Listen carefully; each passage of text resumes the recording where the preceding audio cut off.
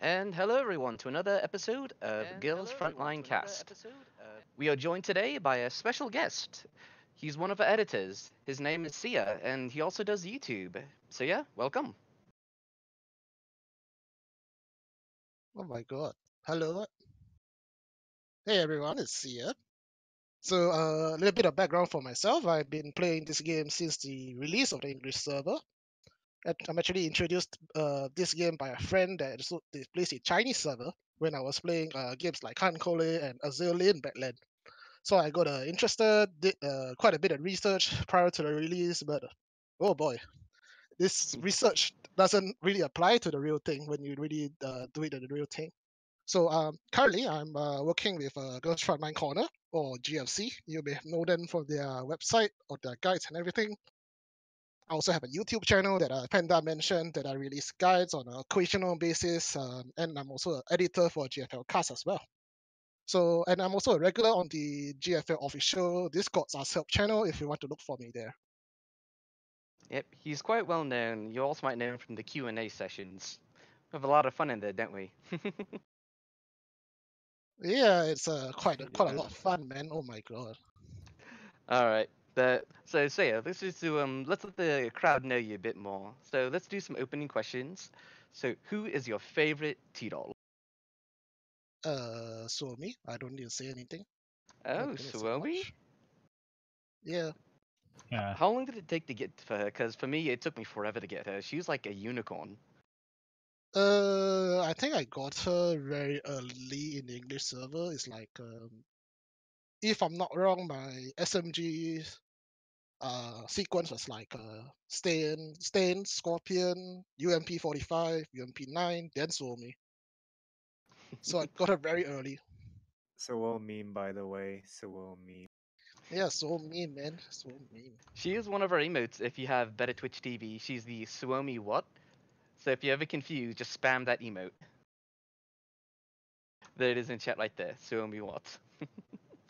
All right. So next question. One of the things we also bring up to all of you is a common newbie mistake that we all made. What is one newbie mistake you made when you started Girls Frontline?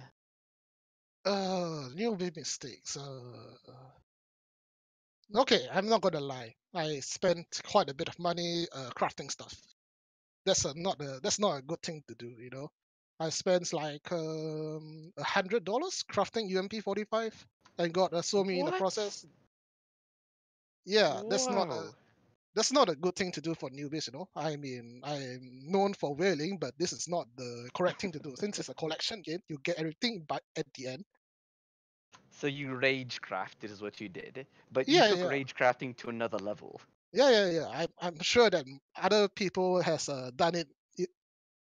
Even I mean, they did it. They spend more money doing it. Like for example, I have a story, but I don't want to say it here just because he might be watching. But if Well, you've been in the Discord channel, the Girls Frontline Discord long enough, you know the story. I'm just going to give a hint, Ferrari friend, you know. we're gonna leave that there for the time being. And Judge Booty, Imagine he did spending not spend $300. $300. Yeah, imagine spending $300 for Suomi Lake Azai. Sorry, Yeah. 100, not 300, 100. All right, so let's get on to the first topic. So, as we know, we have this first new segment for newbies, especially. These are for the new players to the game. If you have very little experience with Girls Frontline, we have this segment here called Springfield's Classroom. If you notice, we have a lovely Springfield there holding a teacher's pointer and some beautiful glasses. This was made by one of our editors known as JDY. And I like to call this the three core principle. Says we give the three main cores of the classroom. All right, so let's go into the first topic. All right, so the first thing we're going to be reviewing is assault rifles. And I believe Shima, you had some information about the assault rifles, correct? Uh, yeah. So assault rifles are more or less the basic DPS in the game. They come out of the box with a pretty decent amount of damage straight from the get go, with usually higher rate of fire average damage, and average to low accuracy, depending. Yep. Some of them have very high accuracy, like RFB, but RFB has a trade-off where she shoots much more slowly, but her shots hit a lot harder.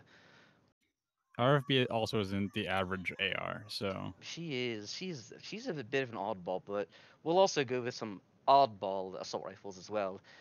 So another thing that's important about assault rifles is their targeting. And say, I believe you went over some information about how assault rifles do their target. Oh, so rifles normally targets the first thing they see. So normally they target the front line first, then they target the back line after the front line is eliminated. So other than RFB is another oddball that we'll touch on later. Okay, so let's use an example. Diablito, can you take the middle prowler that's on the screen and move it forward? So that way our people who are watching can see what we're doing. All right, so you can see it moved forward a bit. As you can see, they're going to be targeting that front prowler first, correct? Yeah, correct. They'll target the front prowler first. Once that prowler is eliminated, then they'll target the rest at the back. Exactly. So now, if we changed it up a bit, so Diablito, move the middle one back and the top and bottom prowlers to the front. On it. Awesome. So in this situation, how would they go about taking out enemies in this formation?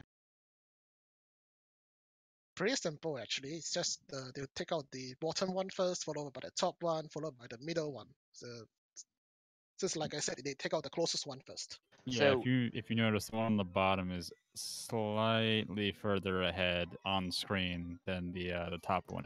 yep. So in this situation, after the bottom one is taken out, would Sapo move to the top one, or would Sapo switch targets to the middle one?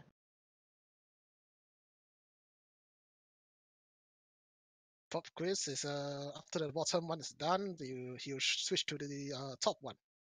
Because what they do is they base it based on the x-axis. So in other words, they will target the enemy that is nearest to them on a horizontal plane, regardless of vertical distance. Correct? Mm-hmm. And keep in mind, they will also continue to attack that target until that target either dies or you do a little technique called a little shuffle, where you move them forward and then move them right back, which will reset their targeting. Yeah, that's a little trick you can do on the rifles as well when you want them to retarget the back line when those big hordes of Jaegers come. But we'll touch on that later. Yep, and that's also a good thing to bring up for rifles, that there's one unique rifle you do not need to do that for. And anyone want to answer that? Who AR. it is? Not rifles, ARs. No, which rifle automatically switches target to the back line All right. without having to do a shuffle? Hmm. M1 Garand. M1 Garand.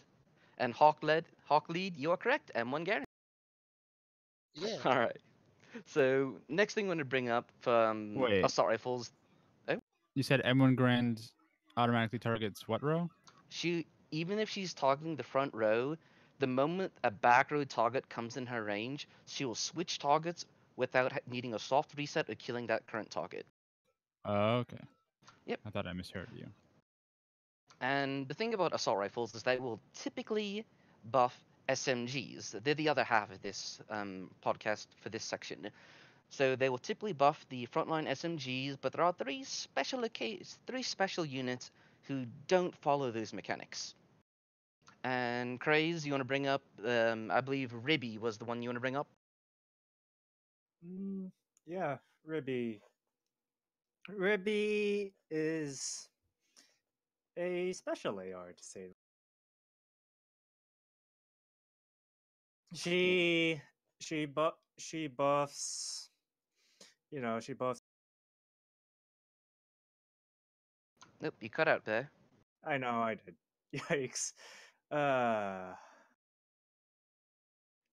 she. Okay. I can't do this right now. Sorry. That's okay. My It's okay. brain. My brain's dead. My brain. That's okay. It's okay. So for those who don't know, Ribby buffs other assault rifles with their tile buffs rather than buffing machine guns. Her ability, we'll get more into abilities later on, but she's one of the special ones that'll buff other assault rifles. The other one being important is M4A1, who also buffs other assault rifles, and then the last one is AUG, who we will actually go into more detail later on. AUG is different in that she will buff all guns, which makes Og them is much. Ogward. She is Ogwood. Yes, she is Oh, Ogwood. Not like this. Not like no. blah. All right, so those are the three special buffers that don't have the typical buffing only SMGs. Now, when it comes to abilities that assault rifles have, them put into two main camps. The first one being the self-buffing type assault rifles. They're the ones who will buff themselves, which will be like a M1, M4A1. She'll buff her own damage. TAR 21 will buff the damage and rate of fire. And RFB, she will buff like a damage and accuracy, but it also makes a targeting change. And then we have grenades. Now there's three main types of grenades. The first one is the main one that most of us use, which is the anti-personnel grenade, which is famously made by M4 Submod, as well as the 416, both used for corpse dragging in Chapter 02, as many of us are familiar with. And for those who don't know what corpse dragging is, it's something, it's a technique that we'll probably explain at a later date.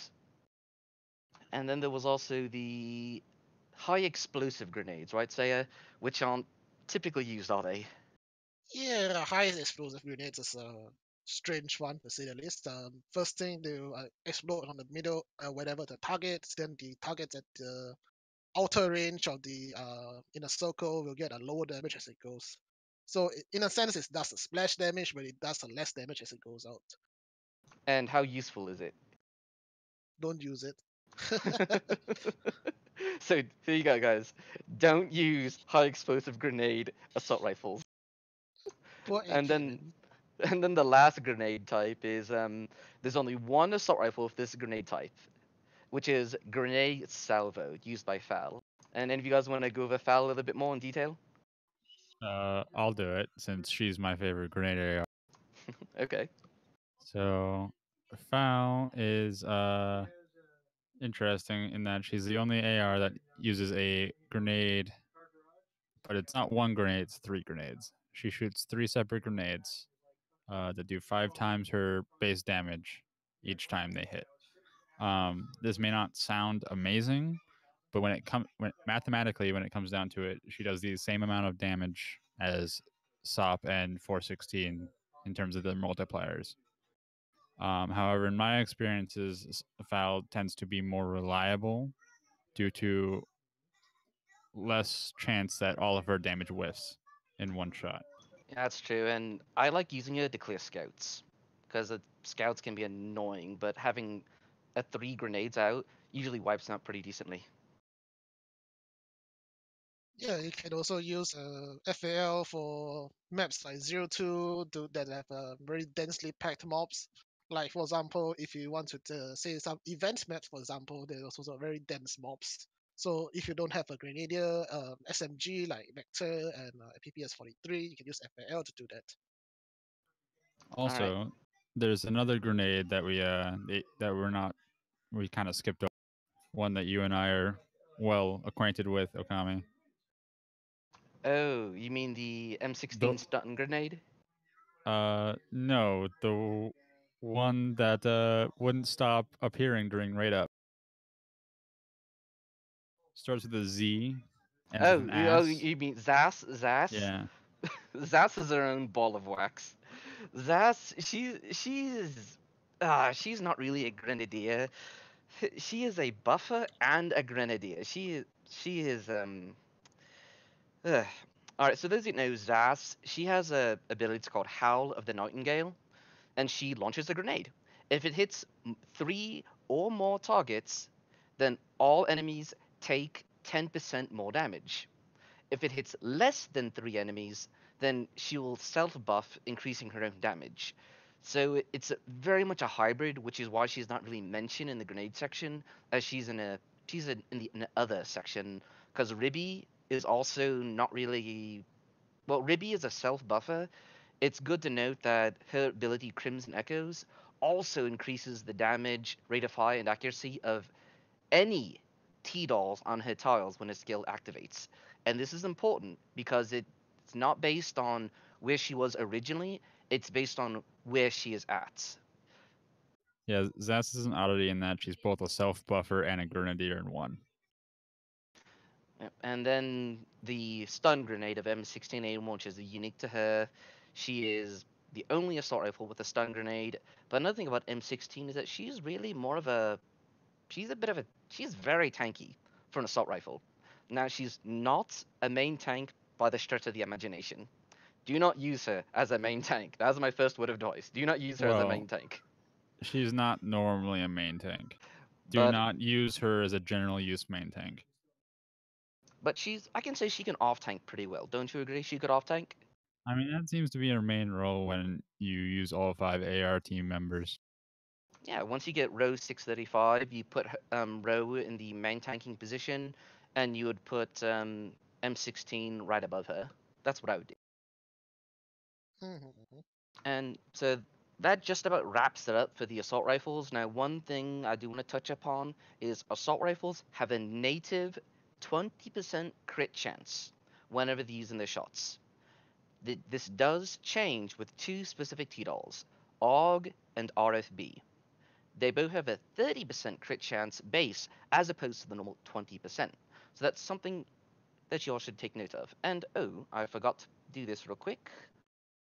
And hang on, I'm gonna I put mean, this out AUG here. makes sense, or not AUG. RFB makes sense since she's like a rifle in disguise. Yeah, she is a DMR in real life as well, so it kind of makes sense. She does a little bit of everything, doesn't she? A jack Yeah, of all she's a unique trades. one. Master of none. All right, and there we go. But if By that the were way, the case, and no, sorry, Pat, sorry. that's okay. It's okay. All right, so now let's get into the next section, SMGs. Diablito, do you mind with the next one? Aye, aye, Captain. So now we have the SMG basics. Now, I've done a lot of talking here. I think it's time I let someone else show this information. Diablito, do you want to talk about SMGs? Just some general notes of what to expect out of them? Well, SMGs, their Yeah. main purpose is usually tanking. When you have main tanks, such as Sten right here, but we'll go in a little bit more detail in a little bit. But they're also the off-tank role. Well, let me first go over the difference. Like the main tank role, it's to make them live longer. Evasion boosting, force shield, etc. It helps them live a little bit longer, so that the ARs or rifles or anything, I don't know why you would use rifles, but examples to help them kill. The off tank's role is that, and to do some little bit of damage, some utility, stun grenade, Molotovs and HEs, like MP40, and you see her right in the middle, looking as beautiful as ever, in the middle of all those girls. Hey, I like to say that Type 64 is Objection. leading the charge there. Extreme bias on the host. I would part. Yeah. I would never be biased. Don't get me wrong. Come on Right, now. so why is AN94 not in the AR team? Well, that's because she doesn't exist yet. Yeah. Well, still. Why is UMP40 not in the SMG Again, either? she doesn't Post exist yet. bias. All right, so for those of you who didn't quite catch that, SMGs are mainly divided into two different categories. You have your main tanks, as we like to call them, and your off tanks. Main tanks usually have, for example, more defensive-based skills, such as self evasion or like a force shield, or even a smoke grenade or a flashbang. While off tanks, they are more damaged focused SMGs. They'll have things like the incendiary grenade or a Molotov, or a damage focus from Shrimp, or a hand grenade, which is just straight damage that they just throw out like Sten. I would never recommend having two offensive based SMGs to lead your ARs into battle, as that it just doesn't bode well usually. Don't you guys agree? Usually, that's pretty terrible if you have two off tanks. Not gonna. Well, because if you do have to mix and match them, I recommend having two main tanks with two defensive skills in the front, as opposed to, or one main tank and one off tank, so never having two off tanks.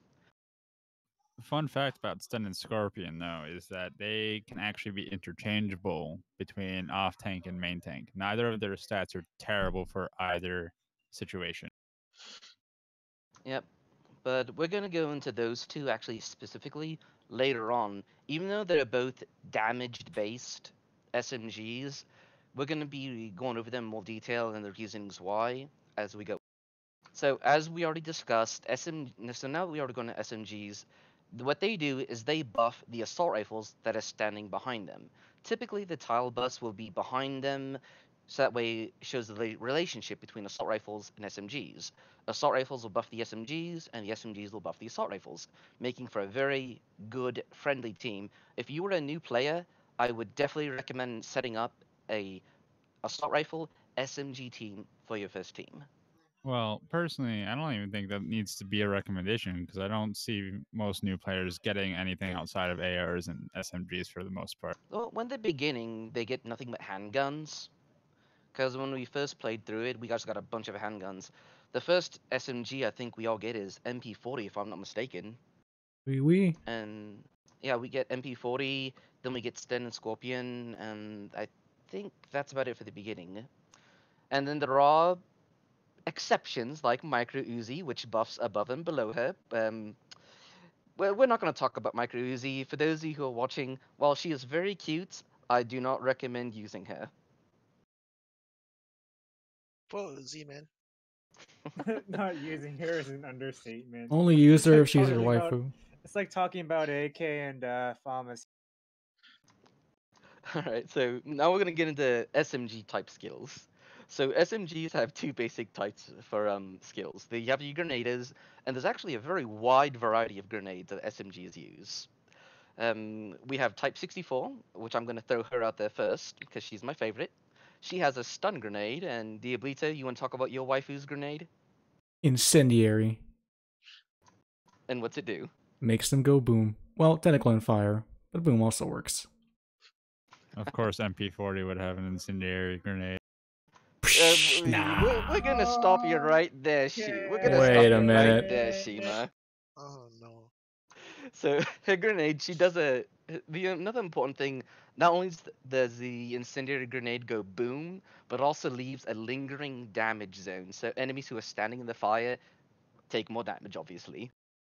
And then there's another grenade, which is the hand grenade, which is just straight, just damage, boom. And then UMP, and then there's another one called like a smoke grenade. This is a grenade used by UMP 45, as well as Ingram, or I think Mac 10 is the name, correct, Saya? Yeah, Mac 10 or Ingram, either or. Yeah, and then they use the smoke grenade. When the smoke grenade, it's like what it does, it throws a grenade, but it does not do any damage. What it does, it leaves a zone that slows the movement for enemies and also decreases the rate of fire. So it helps your tanks take less damage because the enemies are shooting less. The smoke grenades also applies on bosses as well, so it may be useful for some bosses. Oh yeah, the smoke grenade does work on bosses.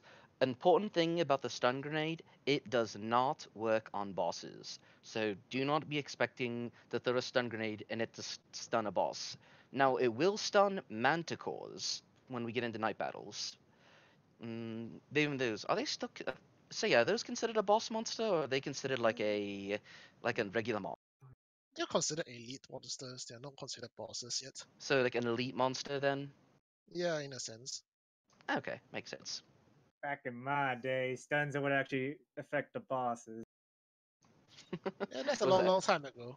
That was a Long, long time. long time ago in a galaxy far, far away.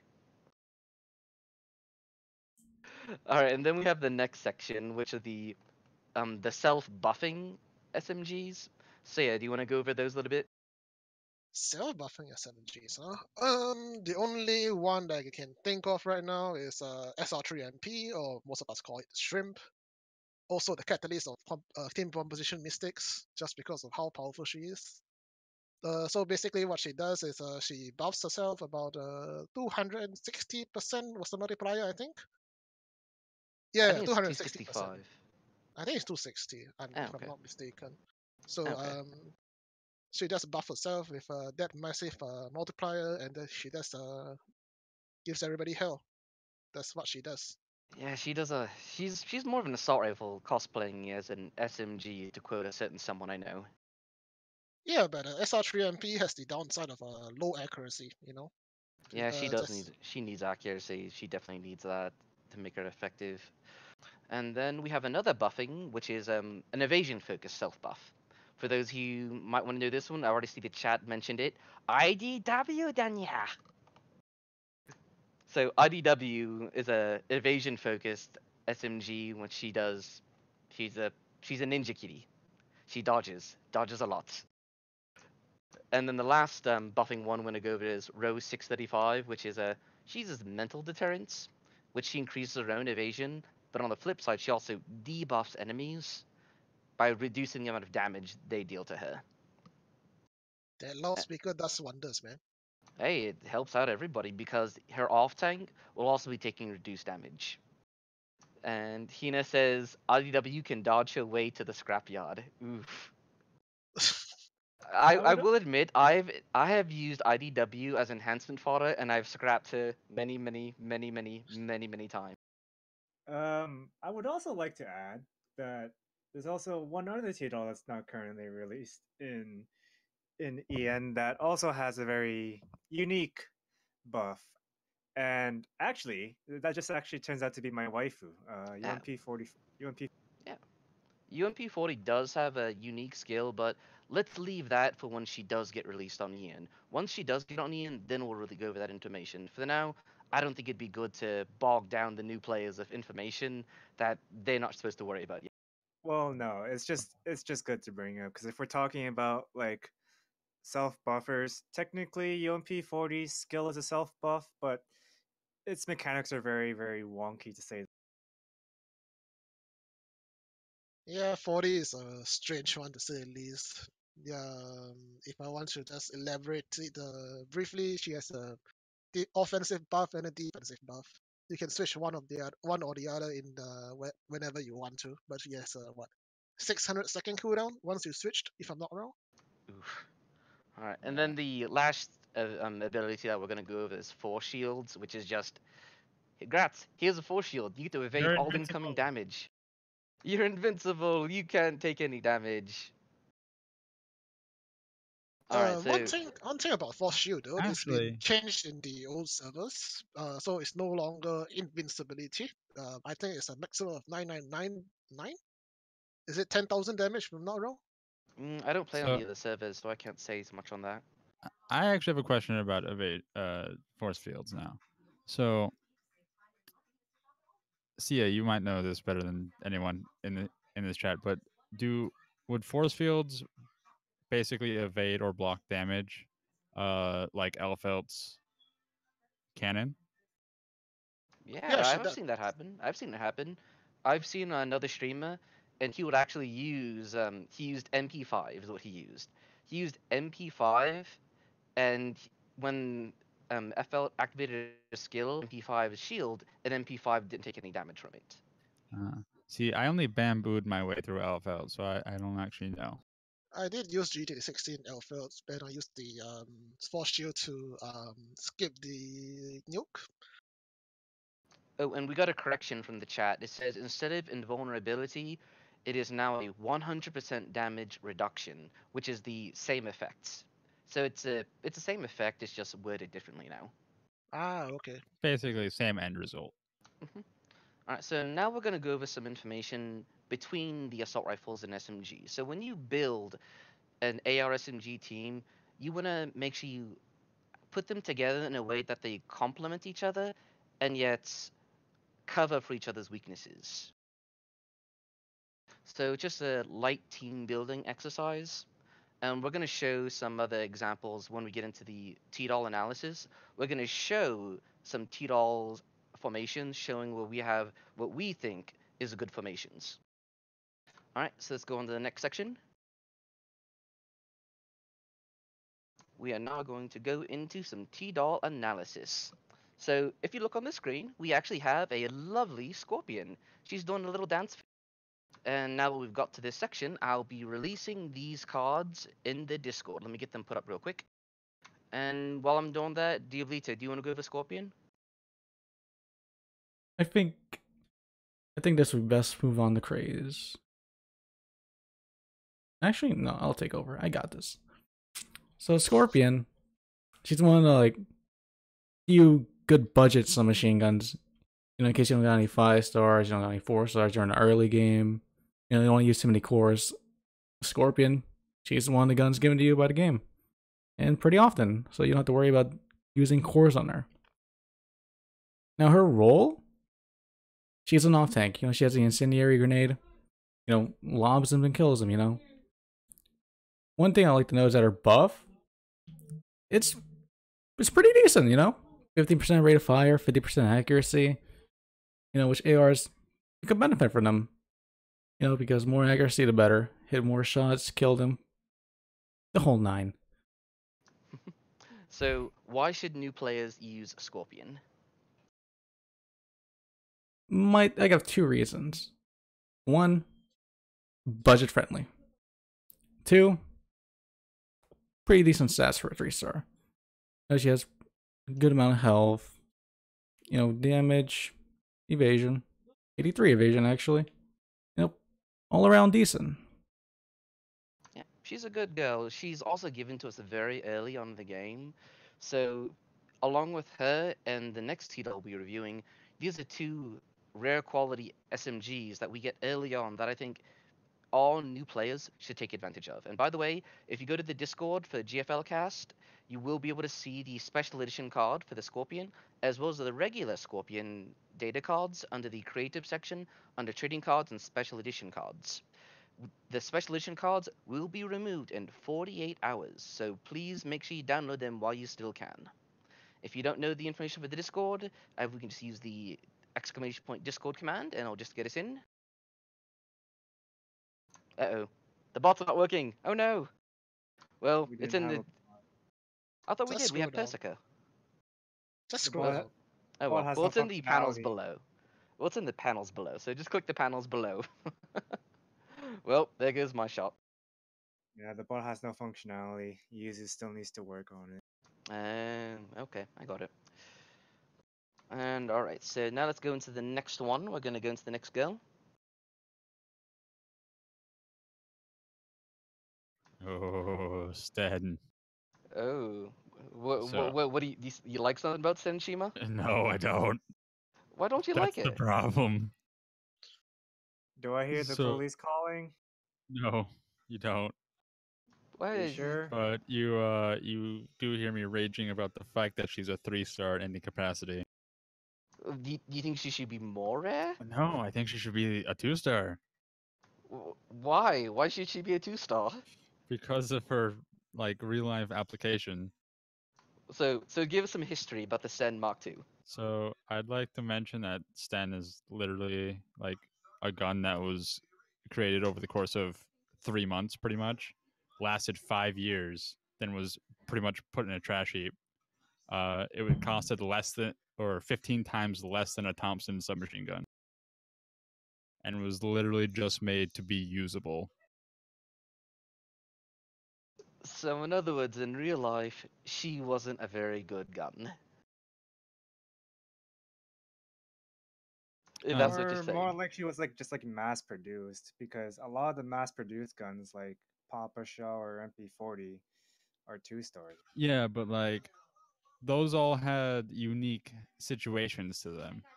But Britain didn't actually have a submachine gun prior to World War II. And they hurriedly built these over the course of 2 months, 3 months. And they built, I think it was 8 man hours to build one. It took one person 8 hours to build a single one of these. Oh, by the way, Diablito, you forgot to cross out Scorpion. I was gonna say I waited to cross both of them out till we were done with their team that they're featured in. Oh. Nah, it's okay. Alright, then But, we'll do that one then. Outside of my personal feelings on the actual gun, the T-Doll itself is actually not that. She's pretty much interchangeable between a main tank and a off tank, mainly because of her skill. Her skill is that of an off tank skill, and her actual health is main tank tier. So at level 100, she has a big whopping 925 HP, 185 per link. She has more HP than Scorpion, but she also has less evasion, so she's gonna be face tanking a little bit more than the other T-Dolls. I mean, style And is good and all, but the problem that I have is tau buffs. I mean, what the hell is that? well, 10% accuracy, 30% evasion for ARs. What? yeah, assault rifles don't need evasion. Like they could use the accuracy to some degree, but not really too much. And then her ability is hand grenade. She just lobs out a grenade, does times 6 damage in a 2.5 unit radius. So she's all. So the reason why we have two offensively based SMGs is because not because of the skills, but because of their accessibility. And what I mean by accessibility is that they are common rewards. For example, level up. Leveling up in the game, you get Sten like every what is it, 15 or 25 levels? I think is it every It's five like levels? every 5 or 10 levels until you hit like level 30. Yeah, so you're gonna be seeing a lot of Sten Mark Twos. So you're gonna be able to dummy link her with minimal amount of effort. But even then, when you do go to dummy link her, it'll only take 3 cores to dummy link. So the good T-dolls, in fact, that they can fulfill their job well, but also they're good for budget raising in addition.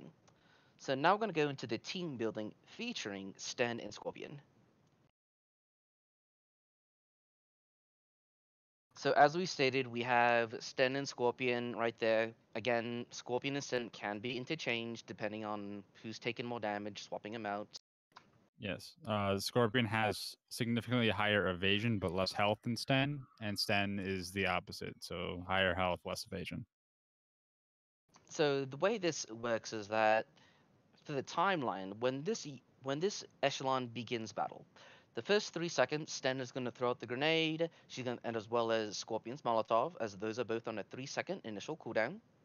And then at 4 seconds, M4 is going to start self-buffing her damage, and AR-15 will also start self-buffing her rate of fire, and at 5 seconds, FNC will start self-buffing her damage. Now, why did we include FNC in here? Well, FNC is also a very good budget 3-star T-Doll. No, she has nothing to do with Arctic Warfare. I don't know what you guys are talking about. So FNC is in there because she's able to buff that tank position with some additional needed stats, like for evasion, that helps them survive longer. Now, you could also replace this FNC with an M14 as well. If you're a new player, the first day that you start the game, you can get M14 day one, as she's part of the 7-day support package for new players. And if you could make changes to this team, what would you do, Saya? If you could make this team better, what would you do? Like, who would you replace? Who later on in the game, once you get this team leveled, if you could replace them with another T-Doll, who would you recommend to replace them with? Well, first of all, I'll just get rid of Sten. I'll either replace her with an Ingram or UMPs because they do the job better, main tanking. Sten is good and all, but she won't last very long main tanking, you know. I mean, I had Sten until level 70, but after level 70, when I'm doing 4-3E, she just gets damaged really, really quickly. So I've changed to Ingram and then UMP 45 after that. Yeah. Okay. Whereas Scorpion's stats actually scale pretty well considering her rarity. Okay. And what if you did have to replace Scorpion? Who would you recommend replacing her with? We'll do PPS 43, you know. PPS 43 has a pretty good hand grenade. She has a decent health pool. She has a decent evasion pool as well. So although she doesn't have the Molotov same as Scorpion has, but her hand grenade is pretty good. Isn't PPS the highest hand grenade in the game, despite her Yeah, being PPS a 43 3-star? has the highest damaging hand grenade out of any SMG. All right. So that's another recommendation for our new players. If you happen to get a hold of PPS 43 early on in the game, she's a good investment. She's got a very good grenade. I have her level to 90 for various reasons. I use her to kill scouts as well. But PPS 43 is pretty rare from crafting, so that's a thing. Yeah, it took me a while to get her, I will admit that. Okay, and now we're going to go into the next featured G-Doll, and she's a beautiful girl. She is not yet available on EN, but she will be coming. And you want to bring her on up, Diablito? Thank you. So we have the Steya Og. So, Pega. That beautiful girl. I thought you were talking about the other one. oh, no, no, no, no. We're talking about this one. This one's actually useful. Well, that's why I thought you were talking about the other one because that's all she is. Yeah, she 1887 is pretty, but we'll go on about her if we had to use her. So, Shima, what can you tell us about the history of this Steya? So, not much to tell. The Og was and it is the replacement for the Foul for I believe the Austrian army. In real life, it's not actually a replacement for Foul in game. Don't think I'm saying that, please. It's also has like a lot of interesting mechanisms. Its safety is actually its trigger, and it has an integrated scope, but it also has iron sights welded in on top of the scope. That's what's about that. And for those of you who might have misheard him, in real life, she was a replacement for the Foul. That does not mean she's a replacement for the Foul in game. So, want to stress that. So, fun thing about Completely Og. different uses. So, for some, Diablito, I believe you wanted to take over this section. So, what trivia can you tell us about Og, Diablito?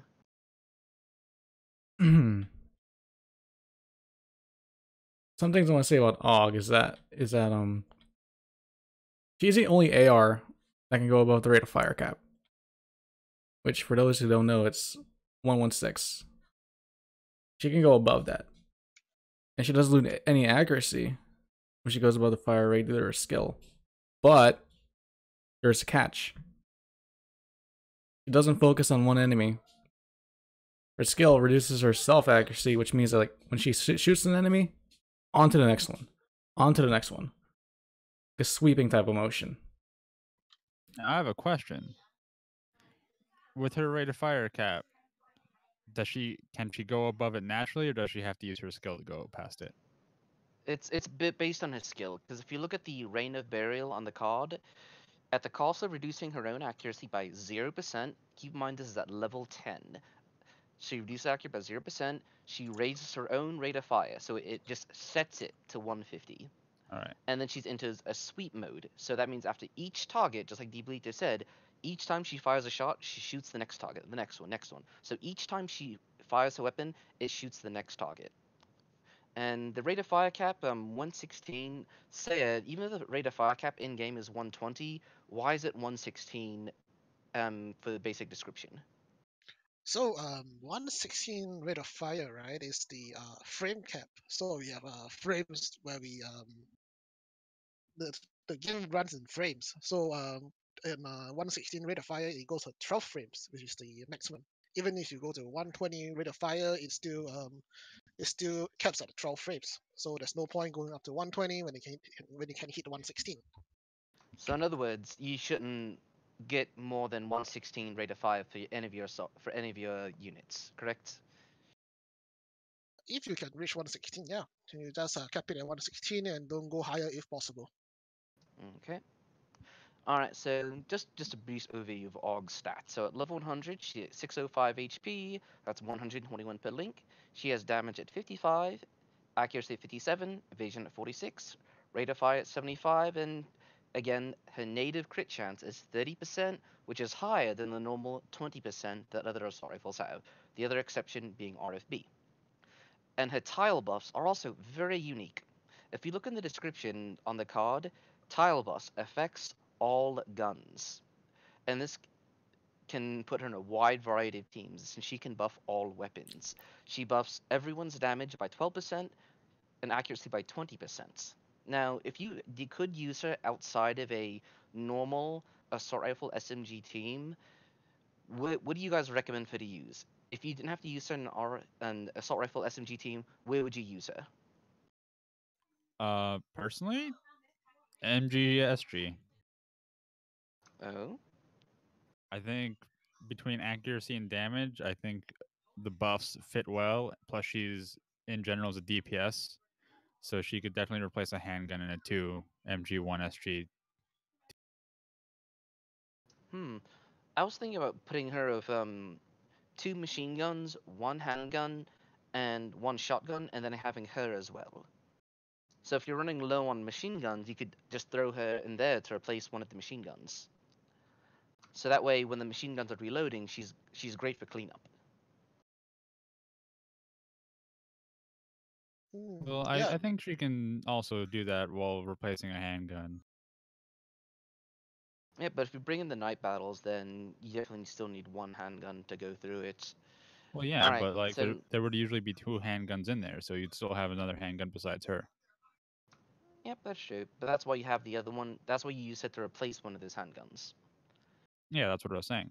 Yeah. All right, so now we have to go on to just some more in-depth analysis of the Slayer AUG. We're going to talk more about her comparisons. Like, how does she compare and size up to the T-Dolls? Skill wise, she doesn't. She's the only one with that skill. I know that. She's the only one that has I call it spray and pray, where she just starts hosing down all the enemies and just starts blasting them and just spam them all. I'm But also just not a. comparison-wise, but I mean comparison as in like we had to compare her to like other assault rifles. What would we compare about them? Well, AUG and G11, because for example, G11 is really the only other title currently that does break the rate of fire cap, and it has been tested when AUG was originally released in another server that by themselves G11 will still do more DPS than AUG. And while while G11 does actually what is it? G11's more focused firing actually does benefit the squad a lot better than just switching targets after like every kill. But a problem that they both have is just that they can't really deal with armor too well at nighttime. A small correction is she doesn't switch targets after every kill. She switches targets after every hit, I believe. Correct? That's only during when her ability is active. Otherwise, she Yeah. behaves like a normal assault rifle. All right, thanks for the clarification. And that's Okay. kind of why I'm not a fan of the skill personally. Is like I don't think it's good to spread out your damage. Well, it can. I think it can be good, but you have to build a team around it, and that's what Corsage did. Corsage unfortunately could not join us for the podcast, like to be in voice, but he is in the chat. He's in there, so everyone ping Corsage just to annoy him. If you want to do that, just show him some love. So we're gonna now show the AUG team that Corsage carefully created and crafted.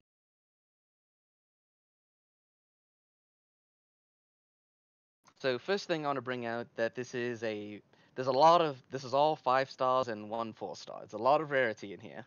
So if you try to make this team, your cores are gonna hurt. So if you're a new player and you want to make this team, it's gonna be a very difficult investment because you won't have the cores to dummy link all of them until you can get them later on. Not to mention some of these are actually pretty rare. G11 tends to be a unicorn. Zas tends to be a unicorn. Ian Ha! Vector actually tends to be a I'm gonna unicorn. Zas? disagree with that. I'm gonna disagree. Shima My and I are gonna my vehemently seven disagree. Zasses would like to disagree with your unicorn statement, please. Yeah, I because mean, I mean, it took me a while to get Zas myself, so it's just My again, it's 17 just it's just G11s it's would just also like to disagree with your unicorn e- statement. exactly. So it's on a case by case basis. Not everybody. Generally, though, all three of those do tend to be kind of hard to get. yeah, but well, G11 difficult to get. No, she's not difficult to get. My problem was getting UMP 45. UMP 45 never wanted to come home. I kept getting UMP 9, UMP 9, UMP 9 over and over and over again. She wants to form a family with you, man. Vector was my unicorn. But yes, Zas Ohamate, taking all bets now. Zas Ohamate. Each time she got that 405 timer, was it how many? You said 7 Zas in like what, 7 one Zashes Homate? and 1 Homate. So I like to think that when you guys see the 405 timer, don't assume and get excited because you're gonna get this lolly cat girl. You're gonna get this blue haired Zas. But in any case, so I mean, why either does way, this? you got two good units either way if you get one or the other. That's true. I think G41 Homate is more usable though. Zas requires a bit of finesse, in my opinion. G41 is more general use. She's great for general. She's a very well balanced assault rifle. Okay, but let's talk about this team. So if you look at this team just screams AoE damage is what this is. This is the team that just wipes out large groups of enemies.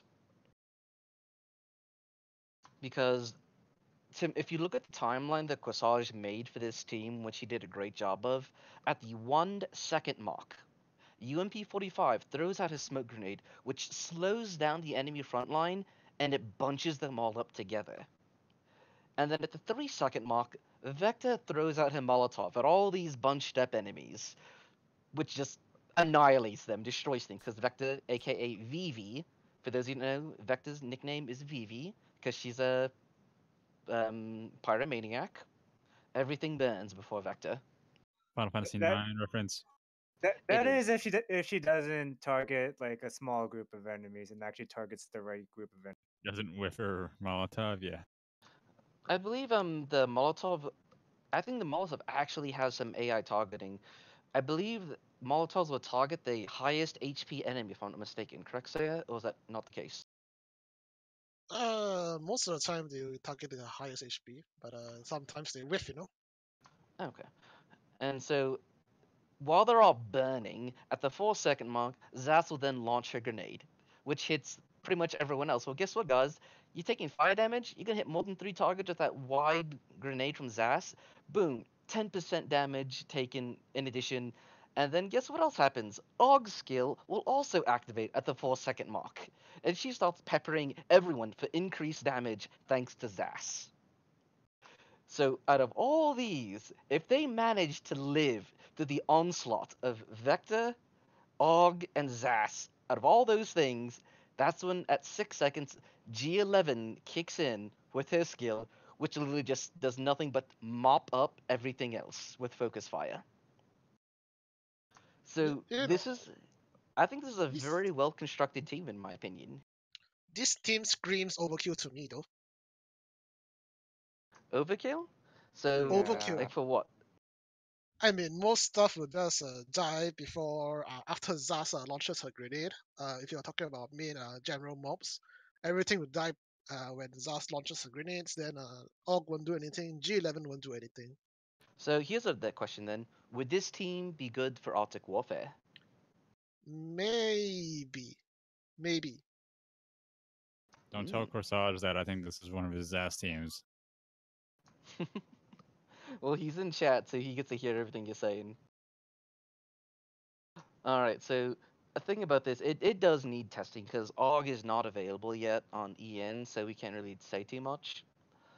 But this team is definitely in favor for Knights, as they're not going to do fare too well against armor. As G11 and AUG, they just don't do very well against armor, in my opinion. Their base damage is too low, so not going to be able to benefit much from it. And let's see, what else do we have to do? Oh yes, also, would this team be viable against bosses? In my opinion, I do not think this team would be good against bosses because this team is too focused on area of effect damage, so I do not think this team would be good against bosses. But Maybe early game bosses.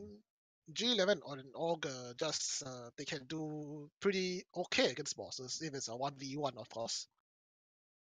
So when AUG has no other targets to hit other than the boss, when she activates a skill, she is going to be peppering the boss over and over and over again. correct? Yeah, that's correct. So maybe Okay. the Zas and Vector can clean up any trash mobs around the boss. Then Orc and G11 can go to town. All right then. Because I do know some bosses spawn with a bunch of trash mobs with them, like a hunter. She spawns in when you go to fight her. There's a bunch of trash mobs to go with it, correct? Hmm. So if the boss does spawn with some trash in it, I think this team could help clean up that trash pretty well. But for all most bosses, I don't think they do very well. It depends on what boss. Okay. And now we have Diablito's baby. Oh, Diablito, you made this one yourself. I'm so proud of you. I just want to throw that out. Diablito worked really hard on this one, everyone. So let's let Diablito do this one. And Dia is actually so chapped about this one too. I'm not proud of what I made. He put a lot of effort into this because this T-doll she just looks great. She looks great. She's No, really definitely. cute. Like, look at her. Just screams elegance. Model 1887. Oh boy, is this gonna be fun. I hate everything about this T-doll. For It screams those PSD to me. for those unaware, Model 1887, she's a reward in AW. In chapter E14, just for clearing it. Just for clearing that one map in the beginning, you get a 5-star shotgun. Model 1887. And for a 5-star, pretty decent. Except for one thing. The skill. Terminating shot. Take a look at that initial cooldown. 15 seconds. I can write a book in that amount of time before it activates.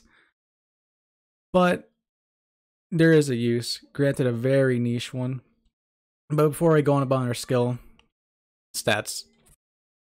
1,375 HP. Pretty good amount. She has 39 damage, 12 accuracy, 12 evasion, rate of fire is 22, a clip size of 4, 22 armor. So, not bad at all for a 5-star. And her buff is also good. She gives 20% damage and accuracy to one machine gun. But, it's only one tile. So, what I was theory crafting was, instead of using her as a main tank, why not pair her with another shotgun?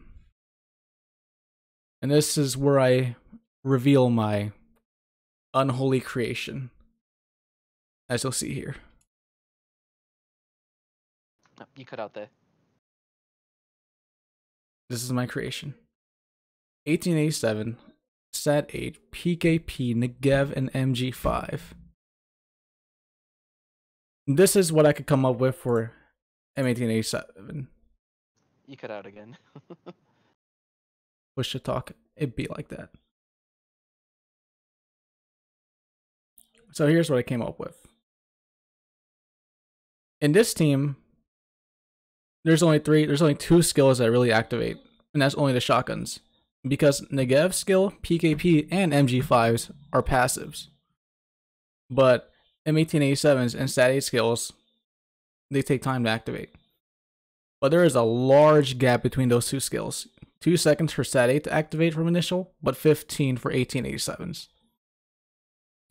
So my theory for this team was you would use them in fights that last a long time. It's not going to be a thing in EN, but this is just if you had to use 1887. Which is why I decided to pair her with Negev. Because both, they take a while before they start seeing some use in the battle. Because I know the whole point of shotgun machine gun is to kill them as fast as possible. But there are some exceptions for that, and that's what I built this team for. So the buffs in this team, you can't see it on screen, but what Stat 8 does is that she gives all 3 machine guns 15% accuracy and 10% damage. 1887 provides PKP with 20% damage and accuracy. Negev, thankfully, she's able to provide both shotguns 20% extra armor, so not bad at all. In PKP, she gives both shotguns 12% accuracy and 50% rate of fire. MG5, on the other hand, due to her tile buff, she's only able to provide Stat 8 with an armor and damage boost of 10%. For, like, if you're wondering about who can I compare 1887 to, she could be compared to Ustaz M37 and Elfelt due to all sharing the same property of being a damaged shotgun. But they're not similar, but it's just a comparison. For Usas, well, her skill is like... Usas' skill activates very quickly, only 1 second initial cooldown. Usas' skill relies on accuracy. It's not a guaranteed hit, unlike 1887's. Usas relies on accuracy, while 1887's is a guaranteed hit. And Elfelt, she does 1887's job better. I will admit that. But here's the thing about Elfelt: accessibility. There's a lot of people out there that won't be able to get Elfelt due to her being a one-time collab. If you didn't get Elfelt during Rabbit Hunt, it's not happening, dude. Which is why 1887 is more accessible to me, because she got her in the first chapter, like I said before. But once again, this is if I had to use her. If I'm being honest, she's a logistics officer. That's about it. And that's all I had to say for her. So, would anyone disagree with Diablito? Would you recommend 1887? Longer fights, which we don't have. Alright, so if you did have this team, now one thing that I've noticed about this team is that PKP is getting an accuracy buff from both SAT 8s as well as 1887. With that amount of accuracy, could you give her an EOT or perhaps a VFL, crit scope? I mean, what I usually do is put EOTs on MGs anyway, because rate of fire doesn't matter. And the increase in accuracy and base damage is just good no matter what. Hold up. So wait, But, you say the base damage is better than the 48% crit? I would put a VFL on the. All right, PK so no. considering that PKP already gets her skill allows her to crit more often, I don't think a VFL is necessary. But have you seen what she can do with a VFL? It's insane, She has enough accuracy to not warrant an EOT at all. All right, so this is a dispute among me and several others. I have tried EOTs and I have tried VFLs on every single doll. I prefer EOTs on ARs and MGs. This is my preference and not necessarily something everyone should do.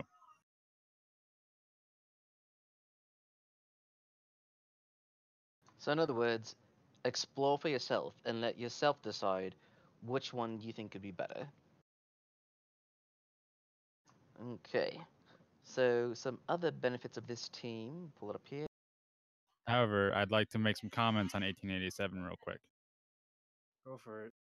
One, I hate everything about this gun. As you guys know, I do the history facts for T-Dolls for real life history, and I try and do at least 3, right? This gun is so uninteresting. I got one real life fact, and the other one is a pop culture fact.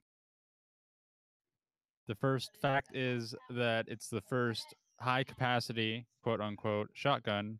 And the second fact is it appeared in the Terminator movie. That's it. That's it. That's all there is. All right.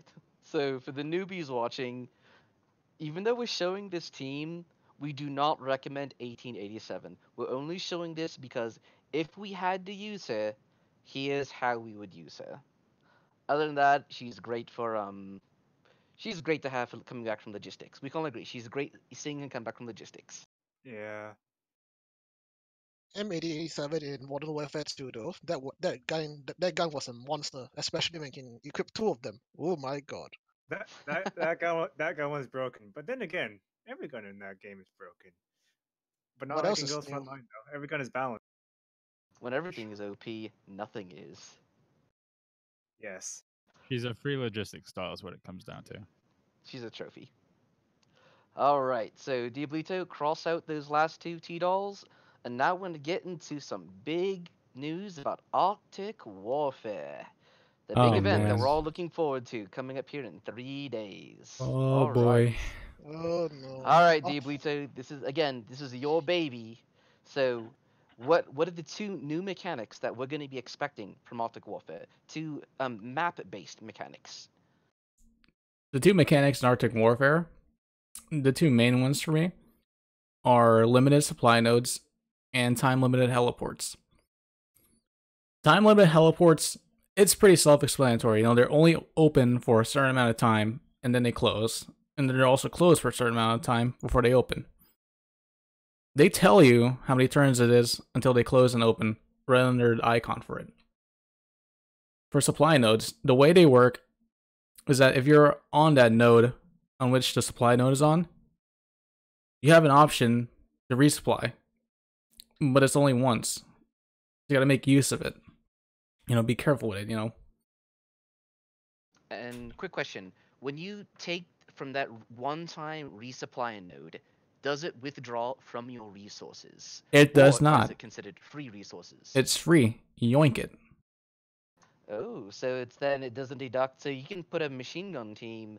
So if you do this, you typically want a more ammo-intensive team to get this. So rather than reloading the AR-SMG team, if you want to be cost-effective, use that SG-MG team, correct? To reload.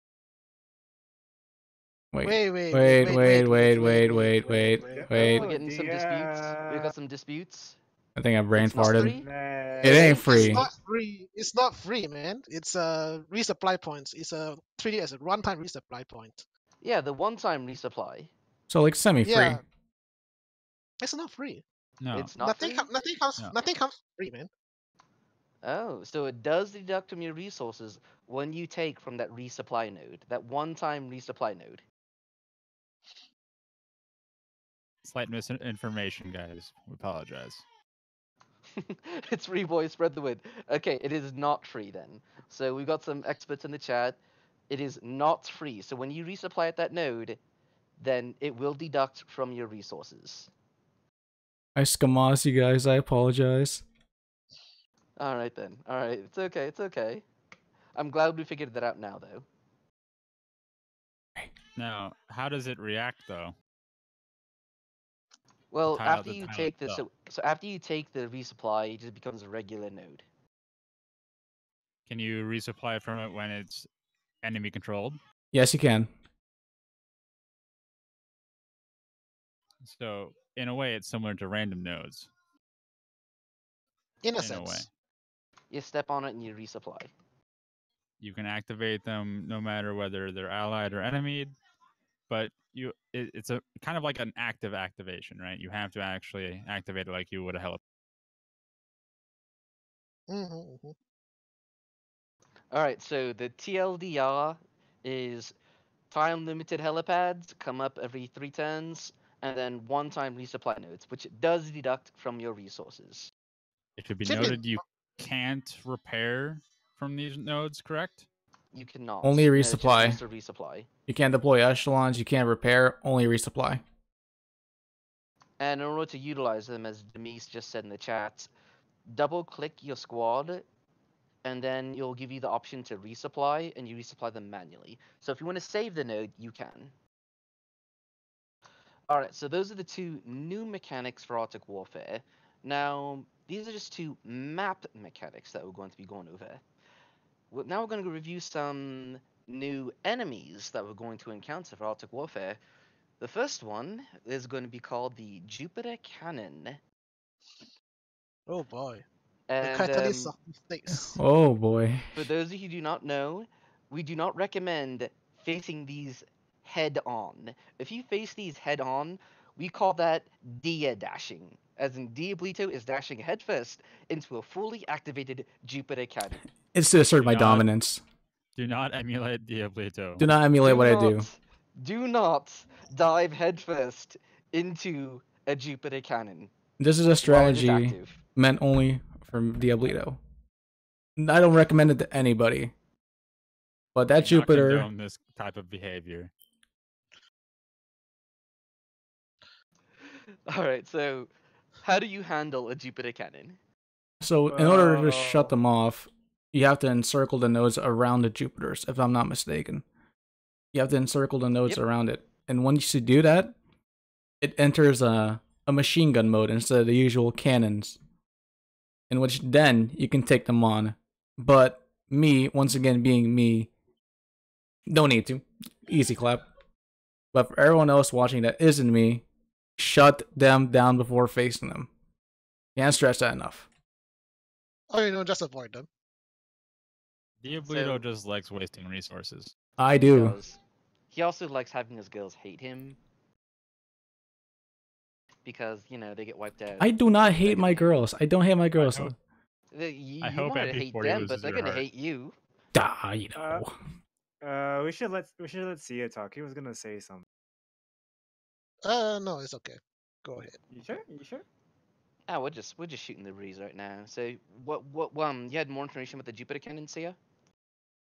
Okay, so let's say if you do take on the Jupiter cannons or they're active, right? You could fight your way out of it, like retreat your dolls before they get hit by the cannon, but it's not recommended as it's a pretty difficult thing to do.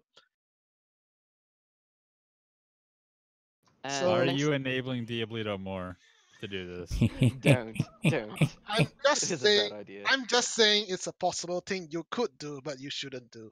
Just go around them like a good boy, you know. And just turn them off. Now, Oh. another thing about Jupiter cannons is that these units have armor, correct?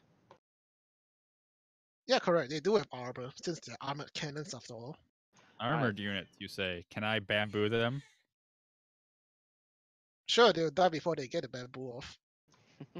So they're lightly armored then. They don't have a bunch of Right. armor. It's a minuscule amount. Yeah, you could take them on with ARs or do or rifles, but just don't take them on. Okay. So rifles would be able to take them out no problem. Now, would your handguns be able to survive the machine gun barrage? If in Yeah, fact your rifles will take them out? the machine gun barrage is very low damage, so you're fine as long as you don't take them on when they're active. Okay. All right. So that right there covers Jupiter cannons. So now we're going to go over the two new units that we'll be seeing. Now these aren't units. These are bosses. So you'll see these two bosses in Arctic Warfare. And Saya, I believe in your YouTube video, you went over these two in detail, did you not? Yeah, in my YouTube video, I did mention these two bosses are a thing in Arctic Warfare. They are the Geiger and Architect. Geiger will appear in E1-4 if I'm not wrong. Then Architect will appear in E2-4 and E3-4. Sorry, Geiger will also appear in E3-4 as well. All right. So if you had to hand, so we're gonna run to Geiger. Is it Geiger? So for those of you in chat, do you guys know the pronunciation? Is it Geiger or Gauger? I say Geiger, Geiger. Geiger, whatever, man. Tomato. So Geiger. Geiger. So Wait seeing a as minute. Geiger is going to be the first one we're going to be up against, how do you handle Geiger? Okay, so Geiger does have her special skills, which she dashes in a horizontal line, and hits quite a punch as well. So you have to avoid them. You have to move your dolls around. If you're using ARSMG and can't take her down in less than 4 seconds, of course, because her skill has a 4-second initial cooldown. Then yeah, so if you can take her down within 4 seconds, you should. Maybe with a rifle handgun formation should be fine, or a burst AR-SMG type. But I think rifle handgun is more stable. So, is there any advice on what not to use or do against these bosses? Don't use MGSG. They can't avoid for crap. But they can sort of take her down in one burst, I hope, maybe. But they are very high cost, of course. And considering the terrain for Arctic Warfare, it's not cost effective to run MGSG either way. So the safer option is AR-SMG. Yes, safer options are either ARSMG or HGRF. Just don't run bamboos against her. Bamboos take too long to wind up. Now, another thing is that would a rifle be able to move out of that damage line in time before it strikes? With Cape, no. If Cape is too slow, so maybe without Cape, maybe if your reactions are fast enough. But if you're using rifle handgun, you should finish her off within 4 seconds. So she don't get the skill off, Okay. Alright, so then we have the next boss that we're going to be going over. And this is my favorite Sangus Fairy T-Doll, by the way. Out of all the Sangus Fairy T-Dolls, she's my favorite. Her name's Architect. And I like her because she's essentially a mercenary. And she's willing to work for the highest bidder. So what can you tell us about Architect, Saya? Oh boy, architect, huh? Okay, so first thing first about architect, she has 3 phases. If I'm not wrong, it's 80, 50, 20, or is it 80, 50, 30? But either way, she has 3 phases. Every phase she has launches a different nuke. So for example, the first phase she launches a nuke Is it at I believe the it's in a cross formation, correct? It's a plus sign? yeah, correct. It's a plus sign. So she aims at the middle Tito on tile 5, if I'm not wrong, first. So you could just move your move your dollars in the tile 5 backwards, and it should avoid it. It should avoid it if I'm not wrong. Okay. Yeah, then followed by another blast that is targeted at the middle Tito. You have to retreat the middle Tito this time. And the last phase was targeted at the front line, so your tile 3 and tile 9. So you have to move your SMGs back a tile, so they won't get blasted. Or you retreat them, of course. Either way works. So I have a question because I saw a bit of it in chat. Would you recommend IWS Exodia Squad for these bosses? Maybe. Depends on your IWS Exodia strength, of course. But if I'm not wrong, right, there are a few YouTube videos out there that uses IWS Exodia against Architects. Geiger, I'm not that sure whether there's such videos, but I think IWS Exodia can work if you know what you're doing. But again, there's better options. Yep, there's better Yeah, options. there are better options out there. Because I'd bring up like the that Bastion Asleep that I brought up last time with the G11 Exodia. I think that would be able to do pretty well against it. Yeah, it can work. It can work. Alright then.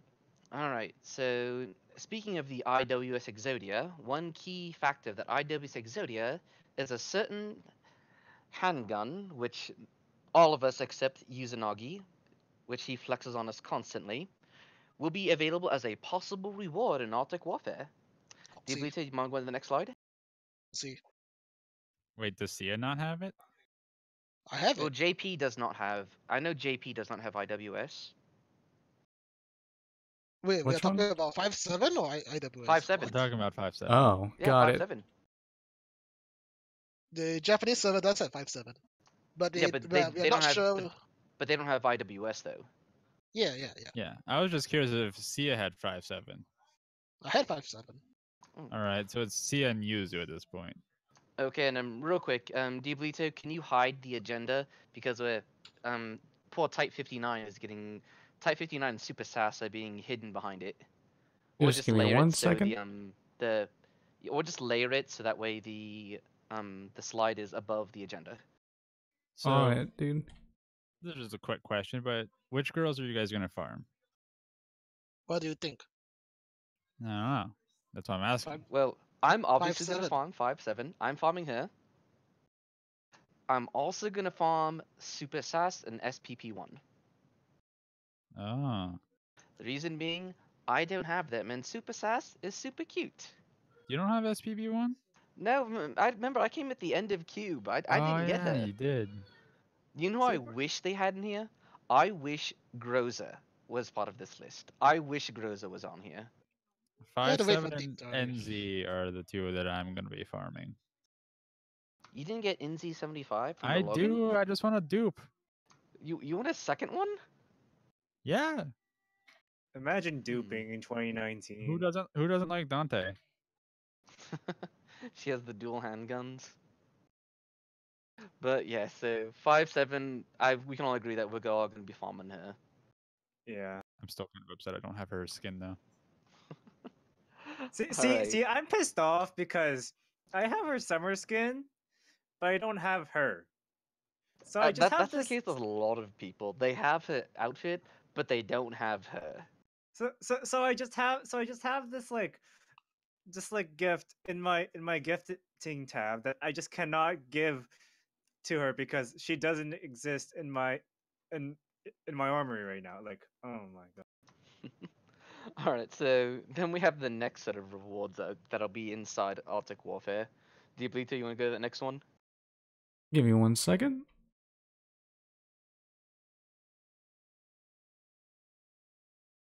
Farming All for right. first 7 is gonna be hell, though. Oh my god. Oh yeah, you have to fight the boss each time. So even if you farm 1-4, you have to fight the boss over and over because you can only get those $2 from S ranking the specific unit, which is usually the boss, or S ranking the map.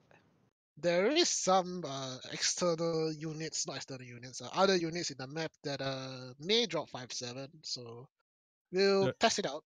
We'll test is it it out. All right, is it honestly, oh my bad, Shima. is it weird that I'm more excited about 446's skin than I am about 1887? Nope. You are perfectly justified in. Even 300 more than tokens. 446, I'm more interested in SPP1 skin from the login rewards. Honestly, the Well, only that's because reason you're a lolicon. That's why. I want 300 5-7 is to stop all the The Hoxie bully. memes about me, the bullying that's geared towards me. Because not only do I get bullied for not having a 5-7, I also get bullied for not having an RFB, Hey, I got an RFB earlier today. and I hate you for that. I got like 4 during raid up. Oh my god. Yeah, hey Shima, we can be part of the 4 RFB club, can't we? Yeah. Yeah. Anyone else get four RFBs? Anyone? Show of Okay. hands. What about the what about the SAT 16 club? Anyone want to join the Get SAT out. 16 club? Get out. Leave. Get out. Get out! Ban. Ban him. For those Hold on, just switching you to a different VC. Hold on. Wait. He did- Toxic. Okay, all right, there we go. All right, so thank you. All right then. All right, so I got kicked out into the cold. Apparently the chat is also trying to kill me now. We Show should of probably hands, get back chat. to the rewards. So back Show to of the hands, rewards. chat. Should we kick out Okami? So on screen right now we have a clear reward. So for each chapter that you clear, you get a one-time reward. They're listed here on screen. For 1-1, you get 100 tokens. 1-2, you get MP446 costume. And then 1-3 with 200 batteries. And as Dia said, 1-4, you get the M1887 skin. Well, you get 1887, not a skin. Imagine M1887 getting a skin. She my does. God. Well, we're actually going to go about his skin later on because that's the next slide. Chapter 2 is so like uninteresting in terms of its rewards outside of that token. I Hey, agree. I feel like the rewards for the chapter 2 is just like, hey, you just got this 5-star T-doll. Here, have some 5-star equipment for this 5-star So- T-doll. But So wait, if you That wanted you'll a never shotgun, have some equipment. use. but here's the thing. This is one thing that everyone forgets about. 30 enhancement capsules. Best reward of Arctic Warfare, guaranteed. There's nothing better than that. 200 tokens, 100 tokens, get that out of my face. 30 enhancement capsules, pog.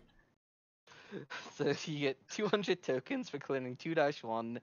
2-2, you get a 5-star buckshot, which is maxed out because it's 16 lab. And then 2-3, you get 30 enhancement capsules. 2-4, you get a 5-star armor plate, again, fully maxed out because it's from 16 labs. No, wait, chapter wait, wait. 3. It's calibrated, Yeah? not fully maxed out. Well, maxed out Yeah. as in like you don't need to calibrate it. It's fully calibrated. Yeah. Because You people. would still need to clarify that, though. You Oh, would okay. still Yeah. need- My bad then. So, but it's fully calibrated. My Max apologies. calibration, if anything, right? Yeah, it's fully calibrated. Yeah.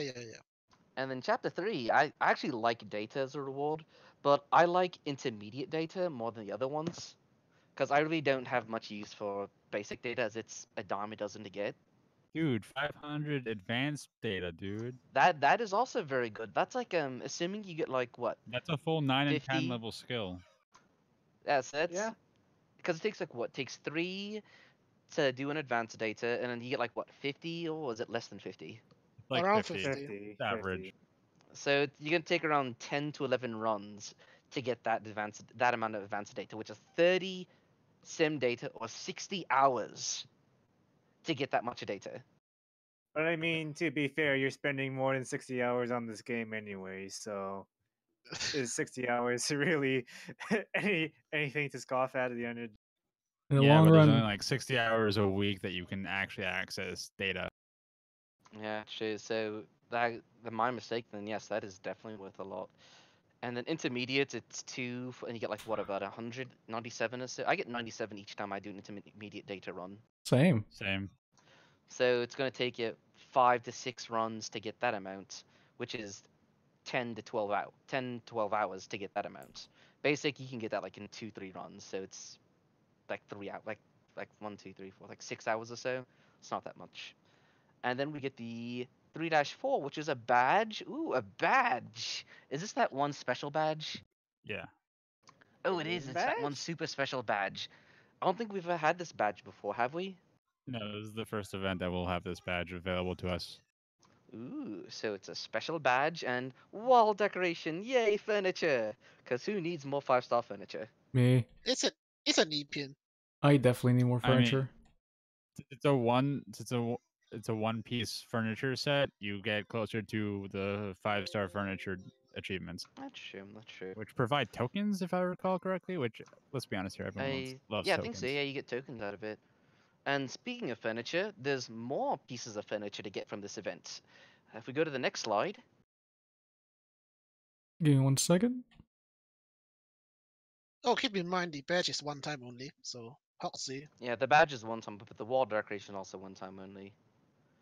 But then we also can get furniture from the red packets for the Arctic Warfare. Can we get a Hoxie in Type chat real quick 97. though? Yeah, can we just get a Hoxie real quick? Oh, okay. That's cool. Type 97. Oh, No, you no, like no, mean it. no, you no, mean no, the no, Type no. 97 that you don't have? No. That's Please stop bullying me.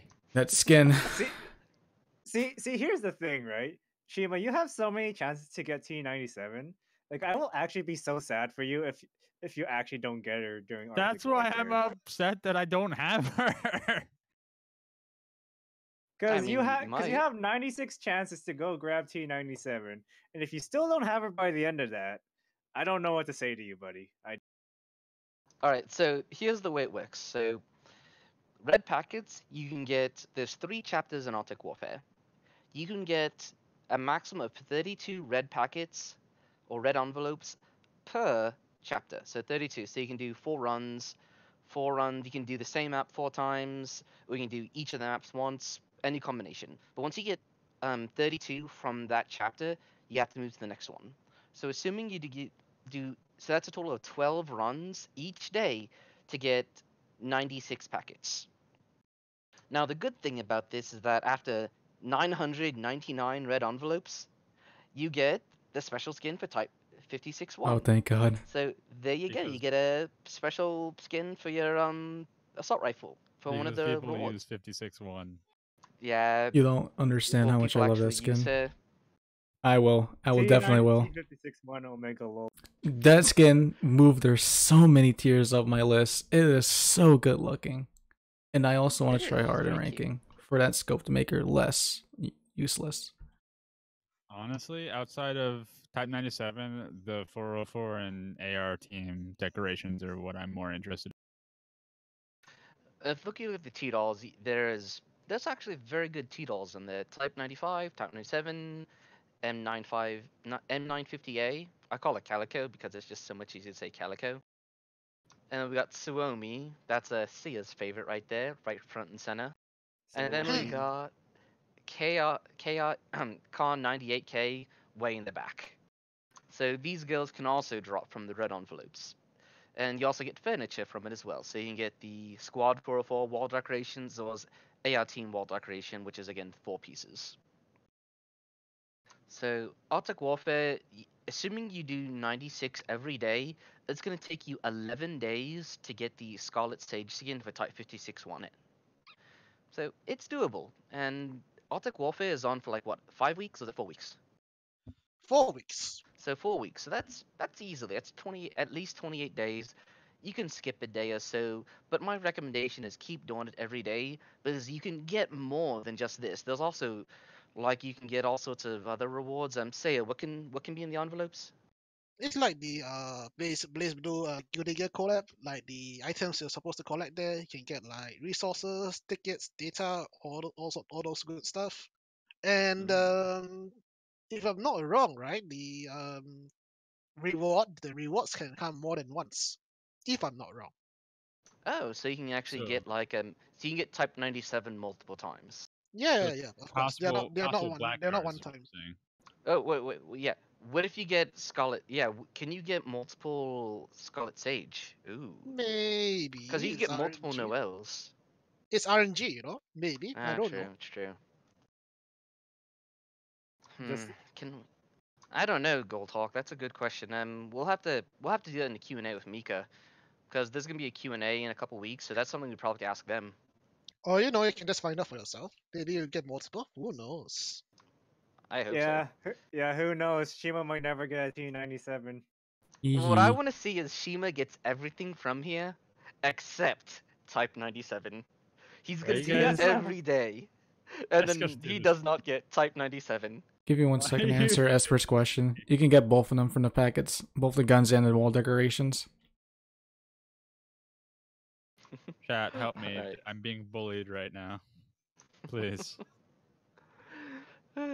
Alright. Okay, I think that about wraps up everything. Does it not, deeply too? Do we have any slides after this? I actually added in something. Oh yes, But- the rewards for the ranking map. This is Yes, important. indeed. Which one do you want me to show first? Top 100 or the percentiles? We're gonna show the top 100 rewards first. Right on it. All right. So for those of you who do not know, for those of you who will be attempting the ranking for Arctic Warfare, here's what you can expect. If you're in the top 100, you will get the AK-47 Lord of War skin, as well as 2 of the best scopes, which can be used for AK-47 and Type 56. So you give one to each of those 2 girls. And you can also get a bunch of resources, as well as a bunch of gems. If you're in first place, 2019 gems. If you're in 11th through 100th, you get 500 gems. Nothing to sneeze at. The resources are going to be good to help you recover because, let's be honest, we're going to be rolling a bunch of machine gun teams. And by the way, Arctic Warfare, you do not need 10 machine gun shotgun teams to rank.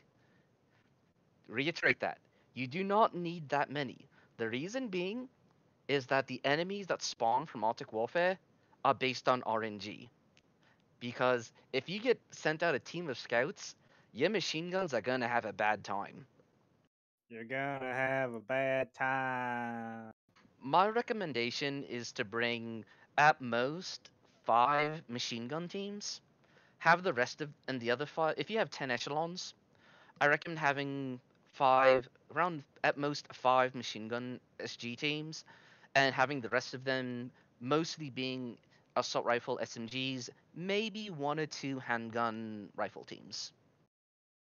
Or you can use my secret strategy for AW ranking.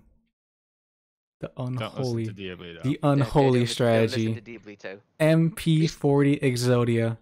That is all I'm gonna I say. will mute you. Do not listen to Diablito. He is This is the opposite of helping. Can I just mention that first place gems is 2019? That's because we're all living in 2019. Can I I also know, mention but- how but much that's I just like- hate that AK-47 skin? Same. Honestly, for me, it's just a black card for the rerun. I Yeah, think but you it's can't. absolutely So horrible. when they do it next year, you're just gonna get a black card. Yeah, that's the only reason I'm getting it. Or Alright, going so now for we can it. go on to the next set of rewards. So if you're gonna be like me, you're probably not gonna get in the top 100. I'm gonna be honest, I'm probably not gonna get there. I'm gonna try to, but we'll see. So if you notice, the rewards are now different. And Diablito, what happened to the scope section? There should be a section showing the scopes, like the different types, with Wee wee. AK-47. I'm on They're it. right next to the skin. Yeah, I but the think, stats of the scopes. Ah, Mm. Oh, right. By the way, Girls Frontline Corner just released the Arctic Warfare guide. There's a full guide that we just released. I think Kira just posted a link there. So if you're curious on the how-tos, if you can visit it if you want to. You want to go in blind, it's your choice. I'm not going to stop you. All right, Plugging in the she's ready. podcast read. GFC boys, GFC Master There we go. Race. All right, so there we go. So we've got this set up here. So if you want to get two of the best scopes that Arctic Warfare has to offer, you need to be in the top 5%. So in the top 5% of players, you need to get that. Otherwise, you can get one of them. You get one of the best scopes if you're in the top 10%. The other one is just going to be the second best scope.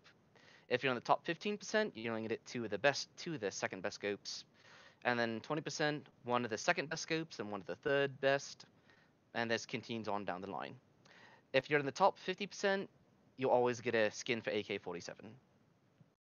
Plus, you'll get some gems as well. To be honest, though, those scopes are pretty hype.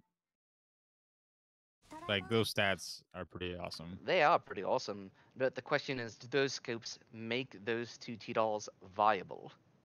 Yeah, no. They are, No. No, they are an So- improvement, but still no.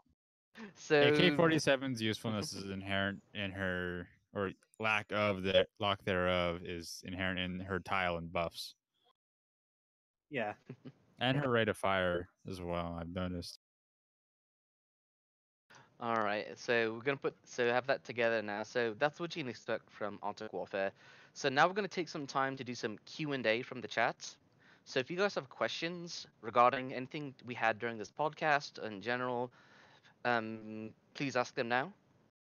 One thing to say though, for ranking, right, you can just enter the map, deploy an echelon, and go out, and you're still rewarded the top 100% rewards. So once you clear the AW 3-4, please go into the map, please go into the ranking map, get yourself free 50 gems and 2,000 resources. Exactly. So even if you're not gonna try to rank, at the very least, go into the ranking map, deploy a team, and then get out. That way, when the event is over, you get free gems. Why no skin? Okay. Because her Because skin is Dia not doesn't out. like you being happy. What? Oh. Wait a minute. G28. So G28 is also another reward that, not reward, it's a doll drop that Arctic Warfare will have. So although it's not mentioned by a lot of infographics, she does drop. She does drop at the E1-4, E3-3, and E3-4. In my opinion, G28 is a better M40 in a sense, but she can be replaced with she can replace M14 within the firepower rifle team. So like G28 and Lee Enfield in the team. So that's what I think Smo, about G28. AW starts in 3 days, I believe. Am I right in that? On the Yep, 22nd. 22nd. 22nd. And then here's another question. How do you feel about E-In's pacing of Girls Frontline? Honestly, I think the pacing is right where it needs to be, in my opinion, because there are a lot of people who still don't know the mechanics. So people who are more advanced like us, and we are just grinding 0-2 all day long. For the people who are behind, like you saw what happened with the Guilty Gear Blaze Blue. A lot of people didn't get those mechanics, and if we move too quickly, too many players are going to get left behind, in my opinion. In my Um, opinion, this is a can of worms that I don't want to open up, so I won't comment much on that. But the beginning, the pacing at the beginning was pretty horrendous, in my opinion. Yeah. There's like what? Yeah. Sorry. Yeah. Keep going. Sorry. Sorry. So it's like what? At the beginning, we started at May, right? If I'm not wrong. Then we got Cube at July, August. Then we stagnated until now to get Arctic Warfare. So it's pretty The Yeah, that's my opinion. As the long the as they the, stick the, to the the schedule, beginning. I think it's pretty good. My opinion is that there's a very fine line between too slow and too fast that every player has a different opinion on. I'm currently approaching the point where I think updates are too slow just because I'm running out of some things to do. Because my T-Doll collection is near complete at this point. So it's just a matter of your general like enjoyment of the game, how much you're enjoying it, and the current point you are in the game. That's Okay. how it is for me because I am the lowest level, well, second lowest of all, like most players. No, I'm not having like, I'm not that like ahead in the game. I'm like not experienced as many other people, so I feel like that the pacing is fine, just because of where I stand in terms of game and game progress. That is. And Corsage, I have been grinding 0-2 this entire time we've been streaming. So shut up. Nani? All right. And next question is, are y'all worried about the amount of people ranking will be low? In my opinion, remember, it's based on a percentile. So if you can put in, if you are better than half the players out there, then you're going to get the AK-47 skin. All you have to do is try. Just try to rank is all. If you think you did well, then keep going. Remember, you can try the ranking map as many times as you want. If at the very least, I'd recommend trying to run it just once. Just once. And if you find that you think it's pretty good and you're comfortable doing it, then great, keep doing it. So even though you can just go in, drop it once, and then get out, my recommendation: try to clear it at least once. If you can clear it and you think you can do better, then grind up more girls, level up more T-dolls, level up more skills, and keep at it. Remember, this event is for 4 weeks. We have a long time to keep doing this. So And My once you do that, opinion. No, go ahead. so okay, thank you. So once you get that first run in, you're gonna know what you need to change. You're like, oh, I ran into a lot of these enemies. I need to put more of these types of girls in my lineup. So that way you can keep adjusting and changing your teams as necessary to approach Arctic Warfare. So you don't need to have all your teams ready now. I personally am leveling up a bunch of T-dolls, and I'm gonna put them together as teams. But if you have the confidence to try it, do it. I want as many people to try to rank in Arctic Warfare at least once. here's one thing I like to point out: if people really don't want to do the ranking map, they can deploy a single echelon, retreat that echelon, call it quits, and they'll still get the 50 gems at the end of Arctic Warfare. So those You are, cut out. like I said, like you can literally just deploy one echelon, dip out on turn one, and when AW ends, you'll still get the 50 gems because it's given to everyone. Yeah, my opinion is if you're worried about people not ranking like at all, uh my recommendation would just be do the map once just to throw a rank in there. Cuz if more often than not people don't rank, then you have a better chance of getting the higher um rewards just by ranking in general. Okay, so from what I've seen in multiple platforms like social media, Reddit, and so on, don't be disheartened by the veterans trying to say, "Oh, you don't have to, you cannot do ranking if you don't have this and that. Oh, you should not do rankings because it's too difficult. Oh, you should not do rankings because da da da da da da." The list goes on. I've seen a lot of people trying to discourage newbies from doing rankings because it's whatever, but rankings is part of the game. Instead, to challenge yourself, try to take it as a challenge. Do it, be in the map as long as possible. Maybe beat the map if you're good enough. It's a challenge. Challenge yourself. Don't be that guy and say, oh, I don't want to do this thing because it's too difficult. And don't give FNC PTSD. Definitely did do that. MP40 Exodia, MP40 Exodia. FNC doesn't deserve all the PTSD. She All really she And no, wants is to eat Phoenix, we chocolate. do not recommend 5 handgun teams. Don't do that. Do not do 10 teams with 5 handguns. That is a terrible idea. I I mean, mean, you five want to handguns give is not yourself the bad. challenge, go ahead. I'm not stopping you. There are Yeah, these that'll people. make it easier for us to rank. There are these people that do rankings with minimal crafting, for example. Koreans do that. They do minimal crafting runs. They do, if I'm not wrong, they do 2-star girls only runs. They do 3-star girls only runs. They do everything to challenge themselves, and they still get top 50%, top 40%. It's not that difficult, as long as you got the echelons to do it, as long as you know what you're doing, you should be fine. Don't be disheartened by the people saying, "Oh, you can't do this." It's the same as life, Don't be disheartened by people saying, "Oh, you can't do this thing. I don't think you can do this thing." Prove them wrong. I'm gonna run bamboo, large bamboo as a meme throughout ranking maps, just to see how far I can get and if it's like how possible it is. I don't think I'd too. If anything, I'd recommend having things like self-buffing rifles if you do have to bring in rifles. And I think that's Okay. about it. Yep, that's about it. So, as always, thank you everybody for being in here for the second episode of GFLcast. For the next episode, which will be 2 weeks from now, we'll be reviewing and going over handgun rifle teams, going over 4 additional T-dolls, and the last segment will be about the world that this game takes place in. So we're going to learn a lore lesson about this game, the history, what made the world in this game it is today. A So, Lorson, as it were.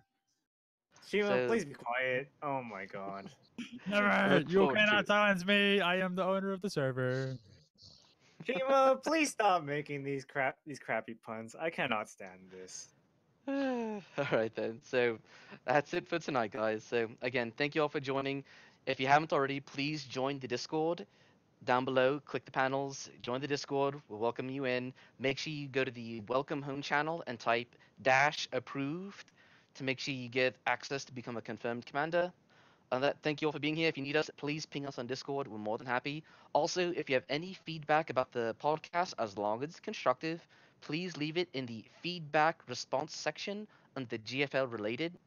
In addition, if you like the data cards that we showed for each of the girls, please download them in the trading cards section.